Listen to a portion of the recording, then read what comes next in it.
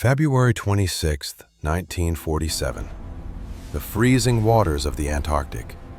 A massive United States naval task force is under attack, but the enemy isn't the Soviets, and it isn't the remains of the Nazi fleet. Frantic radio transmissions from pilots describe saucer-shaped craft rising vertically out of the water, moving at speeds that defy physics. The destroyer Murdoch is in flames. American warplanes are falling from the sky like swatting flies. This was supposed to be a scientific expedition. Instead, it turned into a slaughter. When the commander of the fleet, the legendary Admiral Richard Byrd, returned to Washington, he gave a warning that was immediately classified.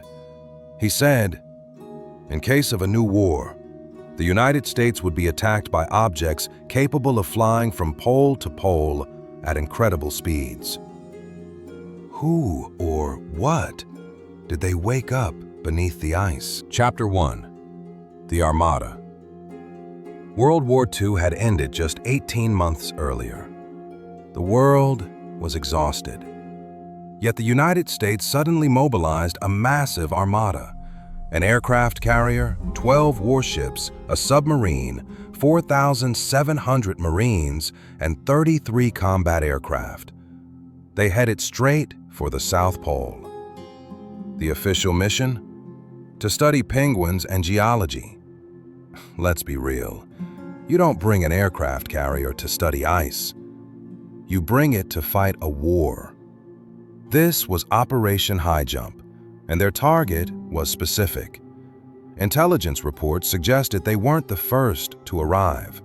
In 1939, the Nazis had claimed a massive territory called New Swabia. Rumors reached the White House of a secret stronghold. Base 211, an impenetrable fortress built inside the glacial caves. Admiral Byrd didn't go south to explore. He went there to hunt. Chapter 2. The Lost Diary.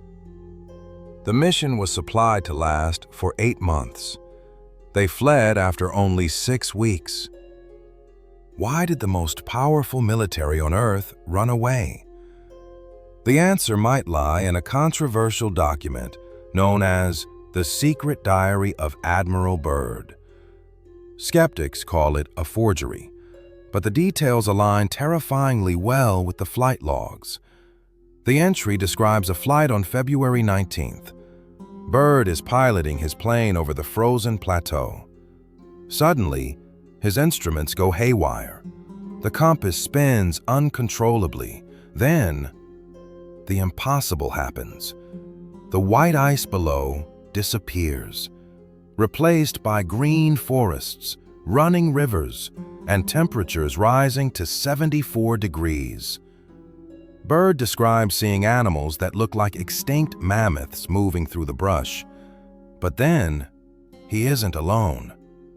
His plane is intercepted, not by gunfire, but by a tractor beam. He is escorted by disc-shaped aircraft marked with strange symbols. They guide him to a crystal city deep within the earth. There he meets a being known as the Master. The message was simple. You have detonated atomic bombs.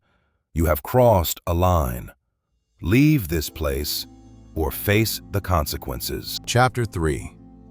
The Enemy from the Sky.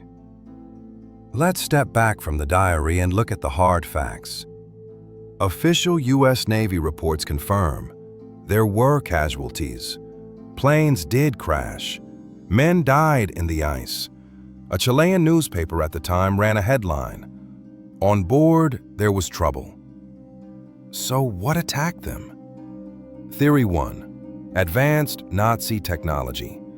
We know about Die Glocke, the bell, anti-gravity propulsion research that vanished in 1945. Did they succeed in Antarctica? Theory 2. The unknown. Sailors on the deck of the USS Pine Island reported seeing flying discs emerging from the ocean. Silent, deadly. They used invisible beams to incinerate the American aircraft. It was a technological massacre. The US Navy retreated, defeated by an enemy they couldn't touch, the Forbidden Zone. Today, Antarctica is the only place on Earth that is truly off-limits. The Antarctic Treaty bans military activity. It bans private exploration without strict permission.